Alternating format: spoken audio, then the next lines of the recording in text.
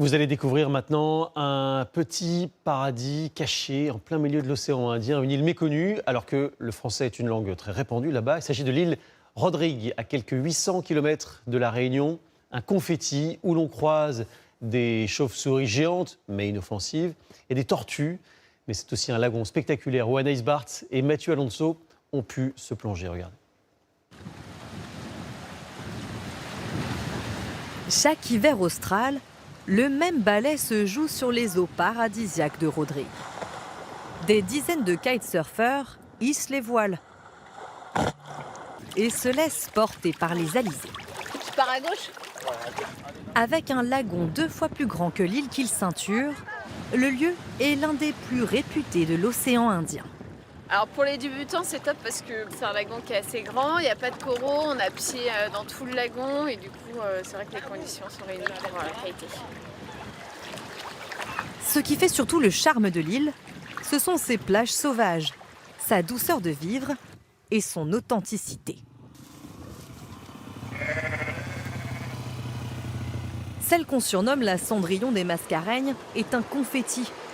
Imaginez, elle fait à peine la surface de Belle-Île en mer. Tour à tour française, anglaise puis mauricienne, ses 44 000 habitants parlent majoritairement le créole, mais aussi notre chère langue de Molière. Tout ce que vous voyez sur ces étals est produit directement sur l'île, à l'instar de ces drôles de courgettes, cultivées à seulement quelques kilomètres de là.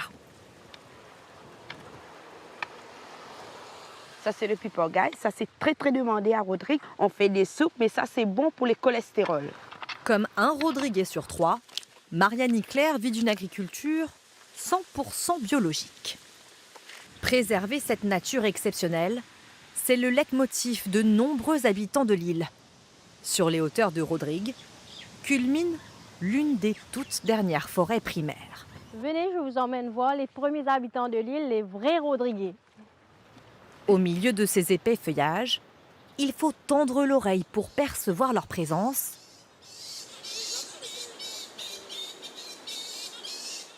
Avant de les voir enfin apparaître, les fameuses roussettes de Rodrigue. On a la chance de les voir parce que c'est une espèce que vous n'allez pas voir dans la nature nulle part ailleurs dans le monde.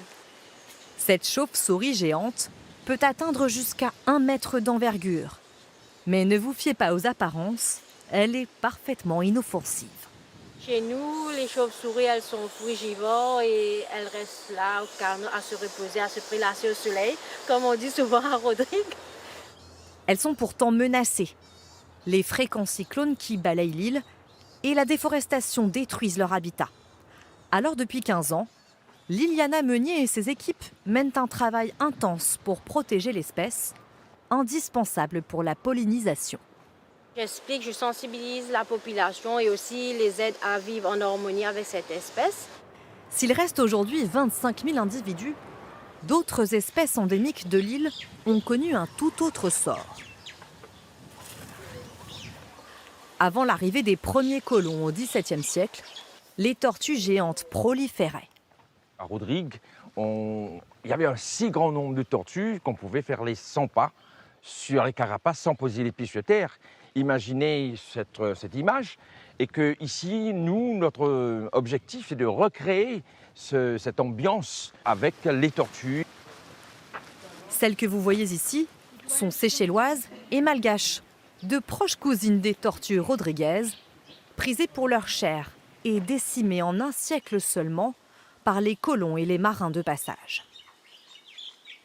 Il faut attendre le début des années 2000 pour qu'un vaste travail de réintroduction et de reforestation soit entamé par ce passionné de reptiles. Aujourd'hui, cet espace, pour moi, c'est plus pédagogique, c'est-à-dire dire que nous, les hommes, on est des responsables de la destruction, mais on a aussi la capacité de reconstruire. La réserve est aujourd'hui entièrement financée par les tickets d'entrée des visiteurs. Alors les griffes, quand c'est court, c'est mâle et si c'est long, c'est femelle. Car les femelles, elles utilisent les 2 pattes arrière pour causer, pour pondre, voilà. Plus de 9000 tortues sont nées ici. L'espoir d'un repeuplement réussi et durable. En captivité, ces animaux peuvent vivre jusqu'à 250 ans.